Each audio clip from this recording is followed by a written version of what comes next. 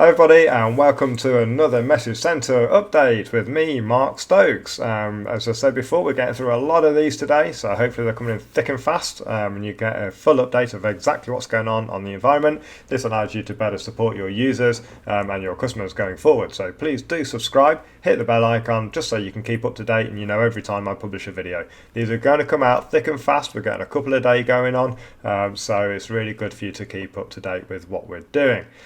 So we've got a good one for you today.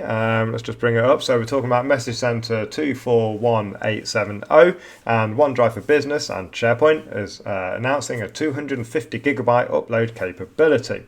At the moment, users are limited to 100 gigabyte files upload in OneDrive for Business and SharePoint Online, but going forward that limit is going to be increased to 250 gigabytes. That's a pretty big file.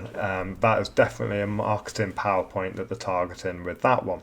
So this is going to be available for all customers and users. I say it's 2.5 times. It's a much bigger upload. I dread to think what people are storing with files of that size, but there we go, that's what we can do. They do just call out that just be aware, if you are going to tell people they can upload files of 250 gigabytes, just be aware a number of factors are involved in the quality of experience, such as the bandwidth, the location, and other network traffic going on. So if you're going to have lots of users syncing content, this works through the OneDrive sync tool and also direct upload.